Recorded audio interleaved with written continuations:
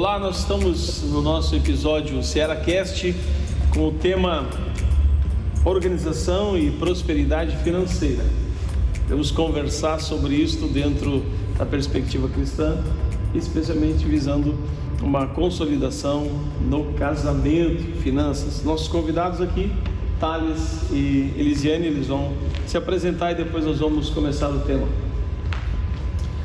Bom, boa noite, eu sou o Thales Kellerman, casado há 13 anos, pai da Helena, também namorando há 15, estamos na Seara há um bom tempo, dá para dizer, desde o começo do pastoreio do pastor Mário, e somos os líderes do Ministério CRAU na Igreja Seara. Bom, eu me chamo Elisiane. Estou na Seara desde 2006 e somos pais da Helena, que tem 5 aninhos. Estamos ministrando o curso CRAU já fazem 2 anos, Tivemos 3 turmas já formadas, para a glória do Senhor, e estamos muito felizes por estar aqui hoje compartilhando um pouquinho do curso. O curso CRAU trata do quê? Bom, o curso CRAU, ele trata finanças sob a perspectiva bíblica, Nós, às vezes, erroneamente, temos a visão que as finanças não têm nada a ver com a palavra. Então, nós, à luz da palavra, estudamos o que Deus tem para nós nas finanças. Até na palavra, estima-se que há cerca de 2.350 a 2.400 versículos referentes à finança. Então, no curso, nós estudamos isso, as finanças, a visão bíblica. Fica já uma boa indicativa de curso de crescimento. Mas no nosso podcast nós queremos conversar sobre finanças dentro da família, na relação conjugal. Por quê? Porque é um dos itens mais complicados e que gera briga, separação, discordância, falências, e nós também não tratamos isso como sério.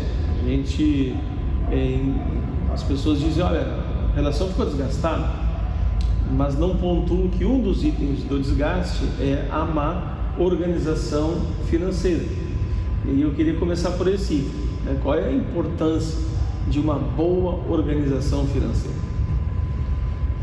Bom, acho que o óbvio tem que ser dito, A primeira questão é não gastar mais do que ganha. Isso é o primeiro princípio, Em Provérbios fala que o tolo consome tudo que ele tem. Então a gente tem que começar por aí, a questão da organização. Não gastar mais do que ganha. E nós compartilhamos bastante no curso, e aprendemos também que é preciso visualizar isso. A gente precisa visualizar. Eu ganho X e gasto 2X. Não, mas eu tenho que visualizar. Através de uma planilha, através do papel, Muita gente usa o papel, nós usamos planilha. Então é muito importante isso, visualizar, para também compreender que onde está indo, onde está sendo o rombo do orçamento. Estou gastando muita gasolina, estou gastando muito em lanche, estou gastando muito em viagem. Então eu entendo, que a gente tem que ter essa organização. Primeiro isso, é visualizar o que está entrando e visualizar o que também está saindo, porque às vezes passa muitas coisas desapercebido, que são pequenas, mas que lá no final acabam dando esse rombo no orçamento. Então essa é a questão do planejamento. Izzy, como é que é a organização financeira ou a má organização financeira influencia o núcleo familiar? Bom, a importância dessa organização financeira na família, uma coisa que a gente sempre compartilha, é a questão que a família no todo tem que participar do orçamento, Não só marido e mulher, não só, é claro que é importante, mas quando tem filhos adolescentes que já entendem né, sobre a importância do dinheiro na casa, sobre a questão da finança, é importante trazer isso como família, explicar para eles o que está acontecendo. Às vezes, um exemplo, estou passando por uma dificuldade financeira e só o marido e a mulher sabem daquilo e os filhos não sabem. Então, tem que trazer, né, na mesa, sentar, conversar, nem o Thales comentou, colocar a planilha por escrito, a família visualizar aquilo ali. Então, é importante essa questão, tá? E mostrar para os filhos que eles precisam participar junto do orçamento. Entender que às vezes a família está passando uma dificuldade, mas os filhos não sabem. No momento que tu explica para eles isso, né, eles passam a entender a dificuldade que a família está passando, ou até mesmo, né, às vezes não é uma dificuldade, mas às vezes poupar para conquistar algo no futuro também. Outra coisa, eu acho muito importante, o casal, ele tem que buscar junto, perceber quem é o mais apto a administrar, né? Em alguns casos é o homem, em alguns casos é a mulher, que é a pessoa que vai saber administrar. Os dois têm que decidir junto, né? É bom, importante deixar claro. Mas, a mulher, ela tem mais aptidão, uma planilha, ela tem mais um autocontrole, ela faz o orçamento da casa. O homem dá mais atenção para isso, tem essa aptidão, ele faz. Então é importante o casal decidir junto e ao mesmo tempo perceber quem é o que tem essa aptidão maior para a administração das finanças. Mas como desmistificar a máxima de que o homem é o cabeça, que ele é o responsável por isso e tal, e nas finanças ele passa para a esposa? Como é que tu fala sobre isso? Tem que ser humilde. Ser humilde, né? Eu sei administrar, mas o meu pensamento é um pensamento que só eu entendo as minhas contas, então eu já percebi. E lá em casa, quem faz a administração, nós temos que pagar tal conta tal dia, entrou, paga aqui, bota ali, é a Lise que faz. Porque eu já percebi que quando ela faz a administração, a chance de acontecer uma confusão é menor. Porque ela é mais inteligente, ela é mais hábil para isso. Com números e planilhas. Eu entendo, para mim, mas na hora de chegar e botar para explanar o casal, eu vou ter que ficar meia hora explicando para ela entender. Ela explica, é isso aí, tá certo, tá sobrando aqui, pagamos lá, fechou. Então é preciso ter também humildade, o homem tem que ser humilde. Essa questão de identificar qual, né? Às vezes é o marido, às vezes é a esposa que lida melhor com essa questão de lançar às vezes numa planilha, ou de escrever, mas a comunicação é extremamente importante, né? A gente senta, a gente conversa, todo mês a gente visualiza junto. Eu posso até montar a planilha, mas a gente visualiza junto sempre, a gente senta, conversa sobre isso. Que bênção! Então vamos deixar claro que não é menosprezo nem demérito a um homem e dizer, olha, eu não dou conta disso, eu não sou bom de números e minha esposa é melhor do que eu nisso, que ela vai fazer, porque a mulher entenda, olha, meu marido é melhor, vai nos conduzir melhor. Outra questão é, vocês têm liderado os cursos, já estão com 3 turmas, qual é o maior fator de endividamento familiar? O descontentamento, a comparação do estilo de vida também. Acho que esses são os 2 maiores fatores. Acho que está sempre querendo comparar com o familiar, com o irmão da igreja, com o vizinho. Mas o irmão da igreja está com um carro tal. Não, mas aquilo é o estilo de vida dele, é o que ele está vivendo. E daí tu nunca está contente com nada. Troquei de carro. Comprei tal roupa, fiz tal viagem. E tu nunca está contente com o que tem. E isso acaba fazendo que a pessoa acabe entrando em dívidas, né? E fazendo uma bola de neve. E só acho que fazer um parênteses, às vezes a gente acha que dívida é só o que está atrasado. Mas não, tudo que está aberto, né? As parcelas em aberto são uma dívida. Só que ela ainda não está em atraso. Então eu também gosto de fazer esse parênteses por causa disso.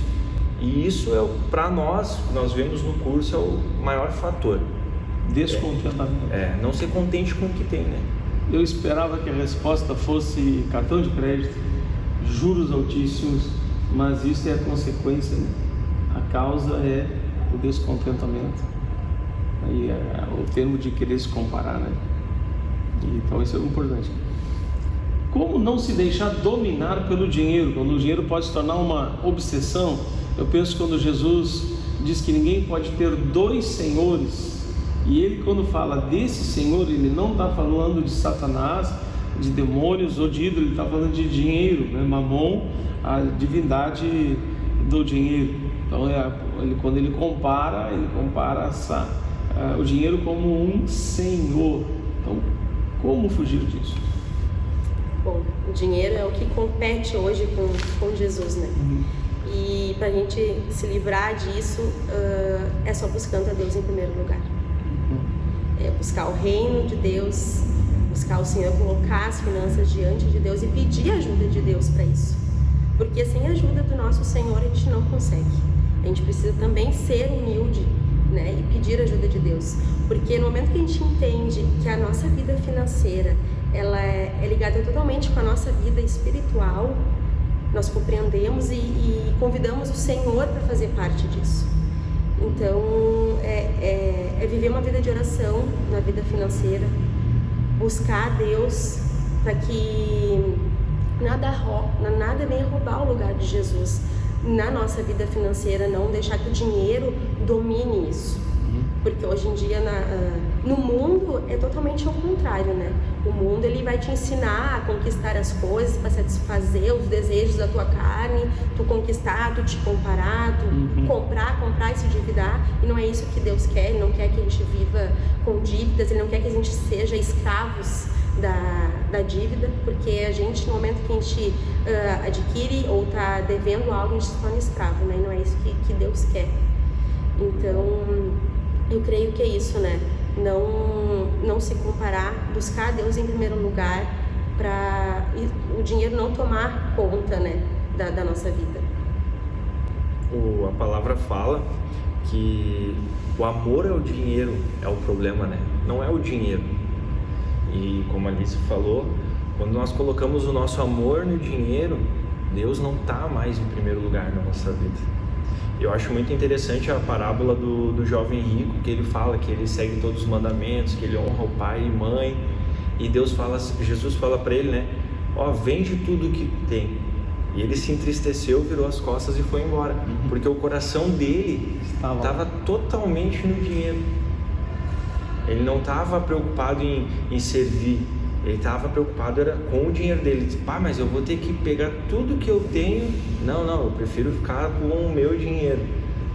Então, é muito assim o que ele falou, é buscar em primeiro lugar o reino de Deus. Porque o dinheiro, ele compete. Por isso que a palavra fala tanto em dinheiro. Porque Jesus já sabia que as posses, os bens, o dinheiro iria competir. E às vezes, sem perceber, a gente acaba caindo nessa. Tudo se preocupa com o dinheiro, as preocupações da vida. No Sermão da Montanha fala também que a gente não deve se preocupar. E a gente acaba dando uma volta e acaba se apegando ao dinheiro. E acaba servindo ao dinheiro. O dinheiro foi feito para nos servir e não a gente ser escravo do dinheiro. Quando a gente analisa que pessoas que possuem muito dinheiro, mas elas não conseguem ser felizes, elas não confiam nas pessoas, pensam sempre que qualquer um que se aproxima delas, não se aproxima delas como pessoa, mas pelos bens que ela tem. Então ela não tem boas relações humanas e ela não consegue desfrutar, ela não é livre, ela é refém daquilo que conquistou, né? E no casamento, quando o casal ele se entrega à conquista, nós vamos conquistar, de repente, passando o tempo, eles serão dois estranhos, porque o alvo não era um ao outro servir a Deus, o alvo era conquistar, né? Às vezes vem de uma família que passou muitas dificuldades, diz, não vamos passar, nós vamos vencer, nós vamos conquistar, e aí gera um consumismo muito grande. Eu creio que vocês devem ter pego pessoas que têm um espírito consumista, e isso não tem a ver com a quantidade, né, com os valores que a pessoa tem, né? Pode ser uma renda mais baixa, mais alta, e ela tem uma necessidade, um impulso de consumir. Vocês já encontraram assim pessoas consumistas, não conseguem sair de casa e voltar sem comprar, ainda que seja uma coisinha pequena. Não só no curso, né?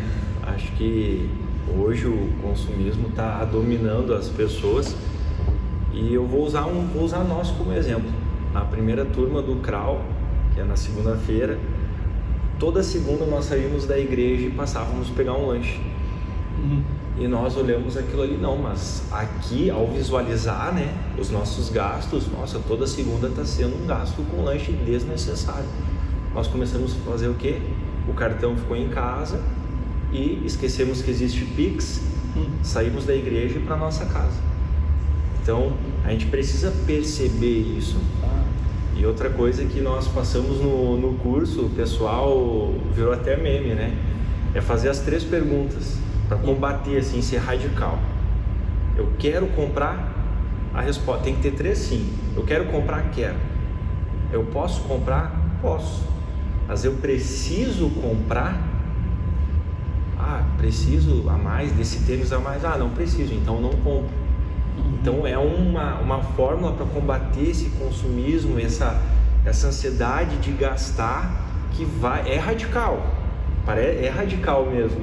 E as pessoas vinham nos comentar, quando eu fui comprar tal coisa no meu trabalho, eu lembrei de vocês falando e eu já parei, porque eu falei para a vendedora, eu não preciso.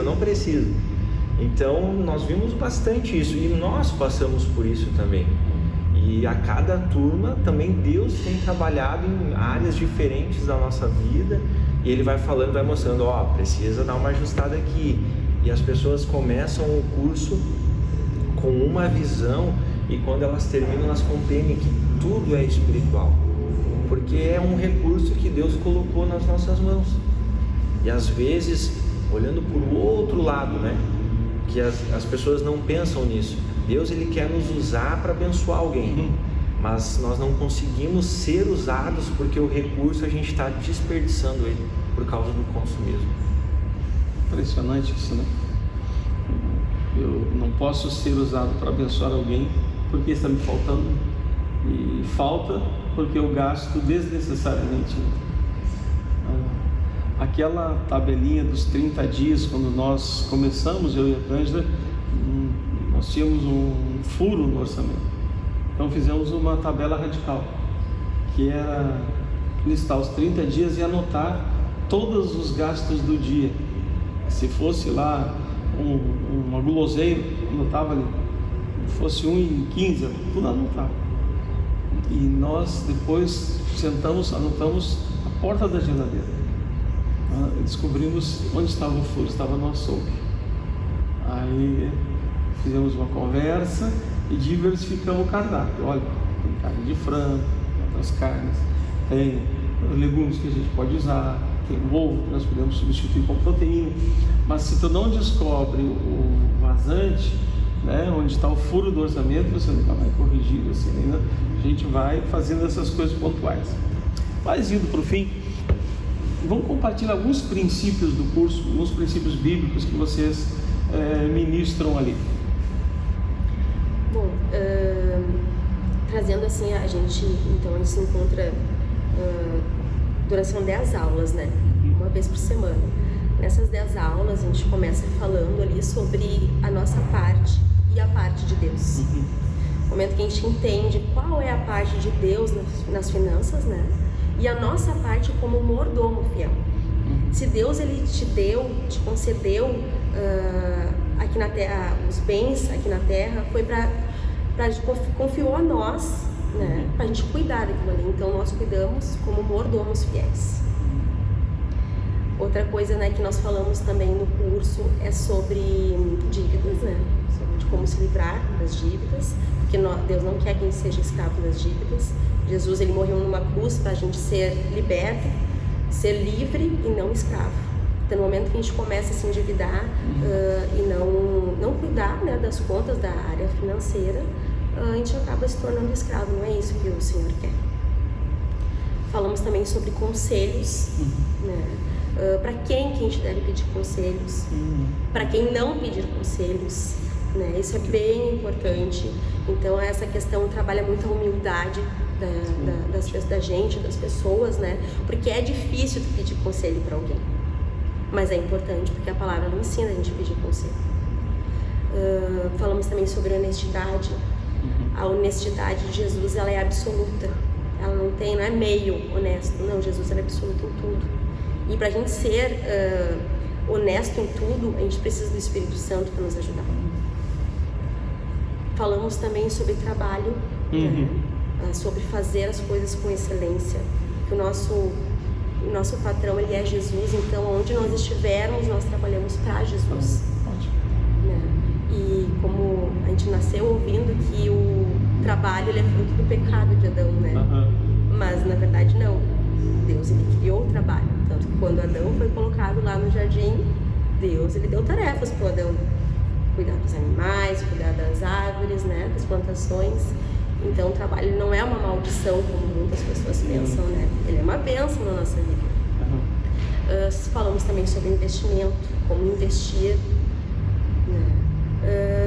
E o mais importante, que é sobre a eternidade. Nós finalizamos o curso falando sobre eternidade, que é o que mais importa, onde nós devemos de fato acumular os tesouros, que é nos céus, não aqui na terra. Porque na terra a gente, claro, eu creio que Deus, ele quer que a gente viva o melhor dele aqui na terra, né? As coisas conforme a gente vai fazendo, buscando a Deus em primeiro lugar, que é o que a palavra ensina, né? Buscar a Deus, colocar em primeiro lugar, as coisas elas vão vindo ao natural, elas vão acontecendo ao natural na nossa vida. Mas o foco principal é o eterno, é o que a gente quer, é estar na glória com o Senhor. Então isso que é o que importa, né? Essa questão que a Alice comentou sobre a eternidade, é interessante que nós começamos falando sobre várias coisas e quando tu chega lá no final, na parte, no princípio de eternidade, nós começamos a olhar para trás e compreender que toda a nossa atitude referente ao dinheiro vai influenciar na eternidade, né? Aquela palavra na parábola que fala servo bom e fiel. Fostes fiel no pouco, sobre muito te colocarei. Entra no gozo do Pai. O nosso líder, Gustavo, que introduziu o curso aqui, nos ajudou, ele falava muito essa palavra. E eu fico pensando assim, nossa, quando chegar lá, o que eu quero escutar? Que eu fui fiel ou que eu fui um servo infiel? Então é esse princípio que nós precisamos compreender que o curso traz. Não é só bens, não é sobre só riquezas, não, é sobre eternidade. É sobre compreender, entender que, como a Elise falou no início, né, o nosso relacionamento com Deus pode ser afetado por causa do dinheiro. Tem uma frase que eu li num livro, né, o dinheiro não traz a felicidade, mas a má administração traz um monte de problema. Traz a infelicidade, né? Que nós começamos esse podcast falando sobre que o dinheiro, a falta, a desorganização financeira gera crises e em muitos casos separações, porque o casal não consegue ter unidade na administração dos recursos como de Deus. O curso já tem ajudado muitos casais, muitas pessoas mudam a visão, né, do dinheiro, para não se tornar um escravo do dinheiro. Um dia eu só faço aquilo que o dinheiro me permite, eu só faço aquilo que o dinheiro me alcança e eu domino. Um ato de liberdade, um ato de fé é quando eu pratico generosidade, socorro, misericórdia sobre alguém, principalmente anonimamente, mas eu preciso ter reserva de recurso para isso, né? De ter eu estou num grupo de discipulado e uma sugestão foi reserve todo mês um pouquinho, chamado de generosidade. Vai guardando, espere chegar o momento certo para, agora eu já sei quem está precisando, quem eu posso ajudar. Não é o dízimo, não é a reserva para as férias ou a reserva para a saúde, mas é uma reserva de generosidade. E eu entendi que isso é uma grande oportunidade da gente crescer e se libertar, mas e se faltar para mim. Lembra que eles dizem, não, o Senhor nunca vai deixar faltar. Uma última palavra de vocês, conselhos de vocês, essa última parte, bem práticas para casais que estão nos escutando? Bom, o primeiro conselho é ser humilde. O casal tem que ter uma comunicação clara do que está se passando financeiramente dentro de casa. Não existe o meu dinheiro, o teu dinheiro, é o dinheiro da família. Esse é um conselho que eu deixo. E procurar ajuda. Procurar ajuda, porque é espiritual, é uma decisão espiritual e a gente precisa se vestir de humildade e buscar essa ajuda. Nós, né, como casal, estamos disponíveis para ajudar quem precisa de ajuda. O Ministério CRAU está disponível para isso. Então a primeira coisa assim é ser humilde, reconhecer onde está o erro, e o casal tem que ter essa transparência, tem que ter luz nas finanças. Não pode, eu ganho, mas eu fico com um pouco aqui, eu só libero tanto. Então esse é o conselho, é humildade e luz nas finanças, para ver onde é que está o erro e pedir ajuda. E deixar claro, pedir ajuda para as pessoas certas, para as pessoas tementes a Deus. Benção. Lísio, um recado teu para as mulheres.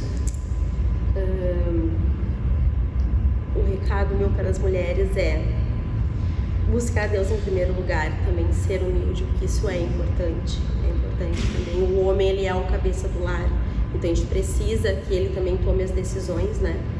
Mas no momento que Deus ele vê a intenção do nosso coração de mudar essa área financeira, de entregar para ele, ele faz as coisas acontecerem.